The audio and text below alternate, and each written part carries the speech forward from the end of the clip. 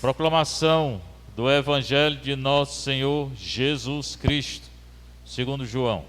Glória a vós, Senhor. Celebrava-se em Jerusalém a festa da dedicação do templo. Era inverno. Jesus passeava pelo templo, no pórtico de Salomão.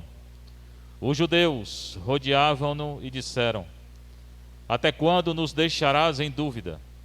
Se tu és o Messias, dize-nos abertamente.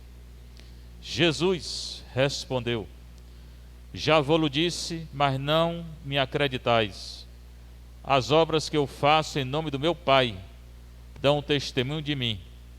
Vós, porém, não acreditais, porque não sois das minhas ovelhas.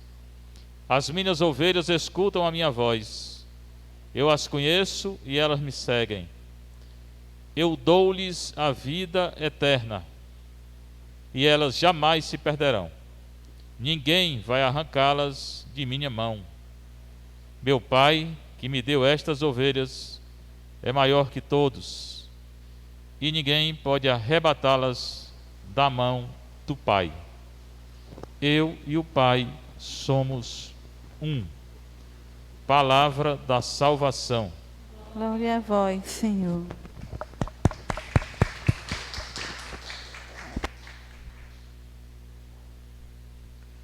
Sentar um pouquinho.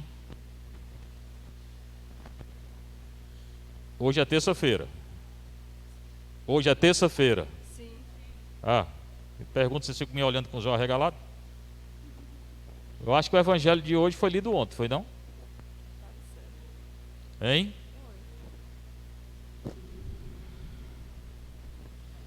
Pois é, eu acabei refletindo ontem esse evangelho. Refleti de novo. É ainda o contexto do Bom Pastor, de João 10. Aqui é a continuação do Bom Pastor. Aqui é 10, 22 a 30. Celebrava-se em Jerusalém a festa da dedicação do templo. Na Jerusalém tinham várias festas. Páscoa, dedicação, Pentecostes, tendas. Jesus participava das festas no templo. Não tinha igreja católica ainda não. Hoje é o que? É o padroeiro. Terezinha, aqui tem Terezinha, São José. Então ele ia para essas festas, né, como se fosse para a festa do padroeiro, tá certo? Era inverno, João estava lá, está escrevendo, ele estava lá, dizendo que era inverno. Jesus passeava pelo templo no pórtico de Salomão. A festa era no templo de Jerusalém, que era a catedral deles. Ainda hoje tem pedaço do templo, da época de Nosso Senhor. Mas o templo foi destruído, como Nosso Senhor advertiu, né? Que eles não tinham fé e que o templo ia ser destruído. E foi. Foi destruído 2 vezes, ou mais, ao longo dos anos. Mas na época dele, pouco depois, no ano 70, no ano 134, o templo foi destruído, porque os judeus não acreditaram em Nosso Senhor. E esse templo tinha várias portas, chamada de pórtico. Pórtico, porta. Para entrar no templo. Tinha várias portas. Ainda hoje tem pedaços dessas portas, né? Os judeus rodeavam-no e disseram. Os judeus não acreditavam em Nosso Senhor. Tudo que ele dizia, eles diziam o contrário. E havia sempre uma grande discussão. Mas sempre estava ali ao redor de Nosso Senhor. Para quê? Para discutir. Pegar ele alguma coisa para condenar. Aqui eles disseram: Até quando nos deixarás em dúvida? Se tu és o Messias, dize-nos abertamente. Alguns deles, entre eles, estavam com dúvida, não sabiam o que era Nosso Senhor. Nem os apóstolos sabiam, não acreditaram não, só depois de Pentecostes, já tenho dito várias vezes, né? Então os judeus, alguns dos judeus, não fala quem são, tinham dúvidas sobre quem ele era. Quem é esse homem aí? Faz milagre, faz isso, faz aquilo, fala que o Pai que Deus é o Pai dele. Ficaram tudo assim meio sem saber o que fazer, né? Se tu és o Messias, dize-nos abertamente. A questão do Messias é que eles esperavam um Messias terreno. Esperavam um novo Davi, um novo reino na terra, um presidente, um governador. Isso que eles queriam. Que eles queriam ser libertos dos romanos. Eles estavam escravizados pelos romanos naquela época. E que Nosso Senhor se encarnou e morou lá. Então eles queriam ser libertados dos romanos e queriam um rei terreno. Jesus não é rei de terreno. Ele fala bem claro que o rei dele não é desse mundo. Se tu és o Messias terreno, diz-nos abertamente. Jesus respondeu: Já vou-lo disse, eu já disse, e vocês não acreditam. Jesus fala a verdade, já também falo isso toda hora aqui, né? Ele não passa a mão na cabeça de ninguém, ele fala a verdade, né? Já Jesus respondeu bem claro, eu já disse que eu sou o Messias, mas não desse mundo, que eu vim trazer o perdão, vim trazer a salvação, para quem quer, quem não quer. Já vou-lo disse e vocês não acreditam. Disse logo para eles, na cara, vocês não têm fé não.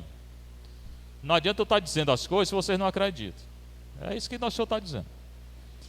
As obras que eu faço em nome do meu Pai dão testemunho de mim. Depois ele vai dizer uma coisa que ele repete em João várias vezes. Quem é que dá testemunho para dizer que Jesus é Deus? As obras que ele faz. Que obra? Cura, tira o Satanás, aqui cura cego, cura aleijado. São 7 sinais em João. Anda sobre as águas.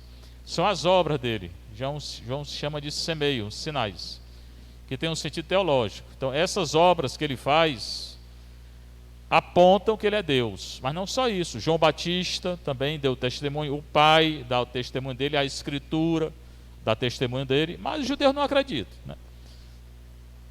Hoje é a mesma coisa, muita gente que procura sinais, não tem fé não. Quem não procura Deus por Deus, procura só sinal, não tem fé não. É aquela fé muito pequena. Aí na primeira dificuldade se afasta da igreja e reclama de Deus. Por quê? Porque não tem fé. Ah, mas eu andava na igreja a vida toda. Andava, mas não tinha fé, né? É bom a gente crescer na fé e não procurar sinais. A maioria hoje procura sinais. Não tem fé. 80% dos católicos dizem que não tem fé não. Só vai atrás de sinais. E as obras que eu faço então em nome do meu Pai, e ele faz as obras em nome do Pai dele. Aí também demonstra que ele é verdadeiro, né? Porque não procura o que é melhor para ele. Como também hoje tem um bocado de pastor que busca só proveito pessoal. Tem aí um bem grande, não é da nossa igreja não, era de outra dessas igrejas aí que está se acabando, né? Cheio de dívida. Muito bem, é bom que tenha mais dívida ainda. É bom que não tenha dinheiro para pagar nada, porque só fez enganar o povo. Pedir dinheiro aí vendendo feijão para curar a Covid. Já deve saber quem é, né? Está cheio de dívida, ótimo. Eu quero que aumente suas dívidas, né? Para enganar, são os pastores que não são pastor, vieram só para enganar. Está cheio, né? E não é só nas outras igrejas não, dentro da igreja católica tem também, né? Então, o testemunho, então Jesus não faz a vontade dele, faz a vontade do Pai. Quer saber se uma pessoa é verdadeira? Se o padre é verdadeiro, se está fazendo a vontade do Pai, né? Se está na paróquia porque o Pai mandou, eu estou porque o Pai mandou, foi o bispo que mandou, né? Fala através do bispo. Eu vou ficar até quando o bispo mandar, né? O dia que ele quiser tirar, eu saio. Tranquilamente, né? Mas tem deles que não, faz todo um negócio por trás para escolher a melhor paróquia, para escolher. É muito frequente. Vós, porém, não acreditais, porque não sois das minhas ovelhas. Então, aquele judeu lá que estava duvidando, não acreditavam. E nosso Senhor diz na cara, olhando, olha, vai embora mesmo, porque, entendeu? Vocês não acreditam mesmo, pode ir embora. Até para os apóstolos ele disse. Quando ele falou que a carne dele era o corpo dele era para comer, que era a vida eterna, que é a Eucaristia, alguns não aceitaram. E ele disse na hora, vocês querem ir embora? Pode ir. Ora, mas vem outros. Mesma coisa eu trago para o meu evangelho, para minha evangelização. Quer que ficar, fica. Não quer, pode sair, né? Muitos não têm fé, o problema é esse, né? Pois bem, vós porém não acreditais, porque não sois das minhas ovelhas. Quem não é da ovelha de Cristo, não fica na igreja. E se fica, faz confusão. É melhor sair mesmo. Ficar como? Na obediência, trabalhando por Deus, procurando, né, fazer as coisas para Deus. Aí sim. Que às vezes fica com confusão. É melhor sair. É melhor sair, né? Para atrapalhar, é melhor sair. E Jesus dizia mesmo, né? As minhas ovelhas escutam a minha voz. Quem é ovelha? Ontem ele falou. Não, aqui não foi o evangelho de ontem não. É com uma repetição. Mas não é igual não. As minhas ovelhas escutam a minha voz. Quem é a ovelha de Jesus? É quem escuta a voz dele. É quem escuta a voz dele. Esse aqui é o evangelho muito parecido com o de domingo. É quem escuta. Então Jesus, ele tem as ovelhas que são dele. Essa parte aqui foi o Evangelho de domingo que eu já refleti. Tem umas ovelhas que são dele, mas tem ovelhas que não são dele, inclusive dentro da igreja, né? Então as minhas ovelhas escutam a minha voz. Quem é a ovelha de Cristo verdadeira? Quem escuta a voz de Deus. O que é escutar a voz de Deus, irmão, irmã? Orar, oração, confissão, adoração, missa. Quem ora, adora, se confessa, comunga, faz caridade, jejua. Essa é a ovelha de Cristo. Pronto. Quem serve na igreja, não para proveito, nem para o orgulho, nem por vaidade, eu estou na igreja. Não, mas serve para Deus, por Deus, livremente, gratuitamente. É a ovelha de Deus. Mas se começa a fazer muita confusão, não é de Deus.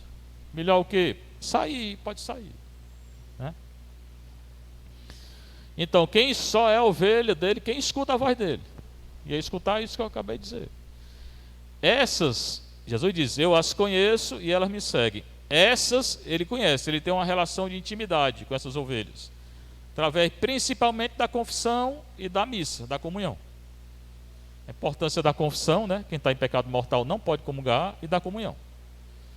E já dei exemplo aqui, mas a gente espera uma coisa muito grande acontecer na nossa vida, e as coisas pequenas que toda hora nosso Senhor está falando, a gente não escuta. E vai atrás de coisa grande.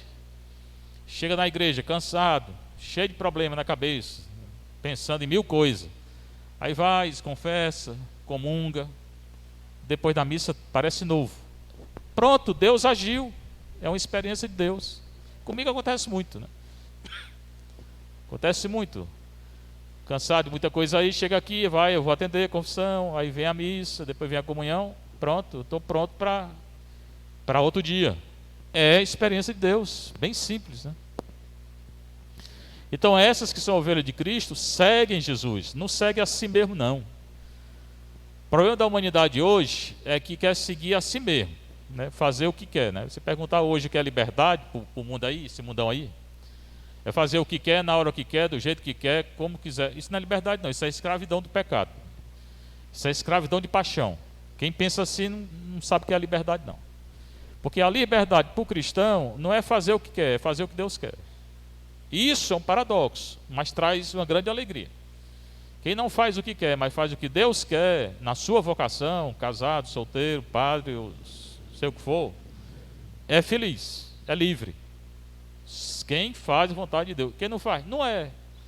Por isso que os consultórios de psicólogos estão cheios de gente, porque não faz a vontade do Pai. É tudo frustrado, querendo fazer a própria vontade. Esse mundão aí está cheio. Não precisa nem ir muito longe, não. É só olhar para a rua aí, né? Bando de retardado, né? De gente completamente fora, buscando sei lá o que, ele nem sabe direito o que busca. Numa agressão total um contra os outros, egoísmo total. O trânsito é um caos. O trânsito é reflexo de quem não busca Deus. Em Fortaleza é. Porque ninguém respeita ninguém. Então quem não respeita, não busca Deus, né? Tanto faz sinal vermelho, azul, amarelo, passa direto. Não é cristão nem católico, né? O Papa devia fazer um pecado bem grave aí contra a infração do trânsito, né? Dizer logo, pecado mortal. Quem faz isso é pecado mortal. Quem corta os outros carros na rua, pecado mortal. Pode comungar mais não, até se confessar, para ver se criam vergonha, né? Então o mundão aí não faz a vontade do Pai. Então não são ovelhas de Deus, né? É bem simples a gente ver. Eu dou-lhes a vida eterna e elas jamais se perderão. Então, para essas que são ovelhas dele, Jesus dá o quê? A vida eterna, que é o maior dom, já falei. A eternidade, né? Que também já falei, ninguém até hoje, nunca escutei ninguém agradecer pelo dom da ressurreição. Pois você devia agradecer todo dia, porque o maior dom que você vai receber é isso. Se você se salvar, né? Ou seja, se aqui na terra a oração, você orar, confessar, tudo aquilo, aí certamente viver com humildade, na obediência, você certamente vai estar com Deus, né? Se não, não vai, né? Então, eu dou-lhes a vida eterna e elas nunca se perderão. Outra certeza, falei no domingo também. Eu tenho que ter essa certeza comigo, eu não vou me perder, porque eu estou fazendo a vontade do Pai, não estou fazendo nada de errado. Não só não fazendo nada de errado, estou fazendo ainda o bem, se realmente estou fazendo o bem, né? Orando, confessando, adorando, comungando. Então, tenho que ter clareza, certeza que eu vou receber a vida eterna, né? E para João a vida eterna começa aqui. E a condenação também. Quem não crê já está condenado, para João.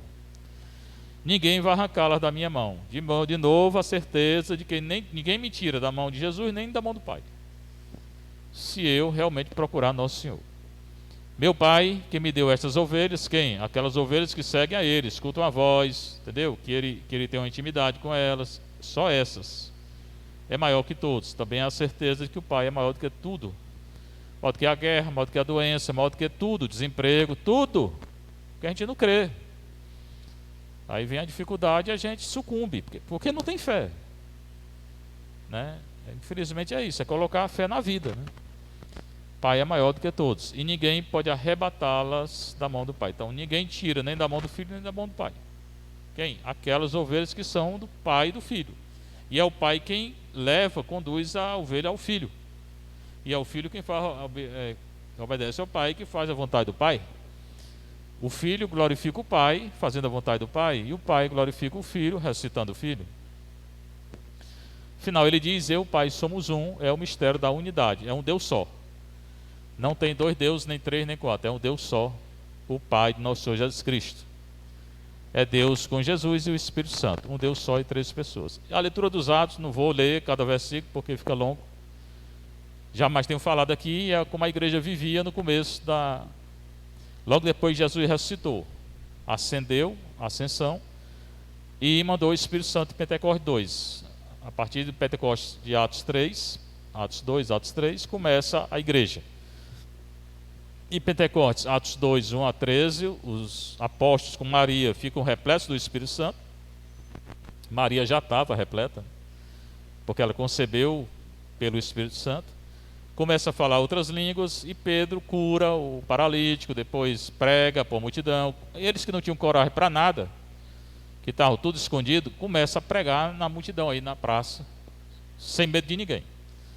Aí são presos, continuam a pregar, batem neles, continuam a pregar. São proibidos de pregar, eles dizem: nós vamos continuar. Né? As autoridades prendem eles, como hoje estão prendendo os padres aí. Eles disseram: não estou nem aí para vocês, vou continuar a pregar e pronto. É isso que eles fizeram. Agora aqui tem um acréscimo. Primeira parte de Atos é Pedro, o personagem principal. A segunda e terceira parte é Paulo. Então aqui já começa Paulo. No capítulo 9 é a conversão de Paulo. Aqui Paulo se converte, cai do cavalo, aquela história que ele vê uma luz, escuta uma voz.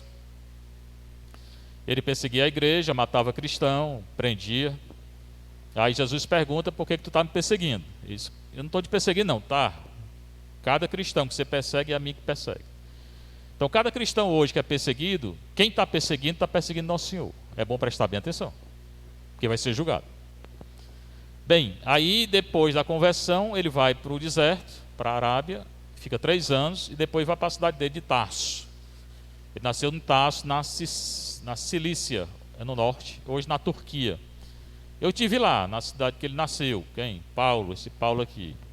Aí Barnabé, que era também apóstolo, depois, não do grupo dos 12, mas apóstolo, aquele que anunciava o evangelho, chegou até Antioquia, que era uma cidade importante, começou a pregar em Antioquia, junto com os outros discípulos e apóstolos, que conta aqui, e de Antioquia vai até Tarso, procurar Paulo. Quem? Esse Barnabé. Então é Barnabé, a importância de Barnabé. Barnabé traz Paulo para a igreja. Paulo não conhecia Pedro, nem Tiago, nem João, não conhecia ninguém. Ele teve a conversão dele e não conhecia ninguém. É Barnabé, Deus usa Barnabé para trazer Paulo para a igreja. E Paulo vai ser o grande apóstolo dos gentios, dos pagãos. Vai empreender várias viagens missionárias e vai depois morrer decapitado, por causa da fé que ele tinha, uma fé grandíssima. Ele que era perseguidor se torna perseguido por causa do evangelho. O final da leitura diz que em Antioquia, que era uma cidade importante da época, os discípulos foram chamados pela primeira vez de cristãos. Antes era chamado de quê? Não era chamado de nada. O nazareno, o seguidor do Nazareno. Mas é a partir de Antioquia, lá quando eles pregaram para os judeus e também para os pagãos, eles foram chamados de cristãos. O que é cristão? Quem segue a Cristo. É bom cada um pensar se é cristão mesmo ou não é. Porque cristão de nome não existe. Cristão ao menos na igreja primitiva, era quem seguia a Cristo. É bom a gente perceber, pensar se a gente está seguindo realmente a Cristo, se a gente é cristão ou não. Para ser cristão tem que anunciar o que a igreja diz, e tem que viver o que a igreja ensina. Seja louvado nosso Senhor Jesus Cristo. Para sempre seja louvada, Sua Mãe Maria Santíssima.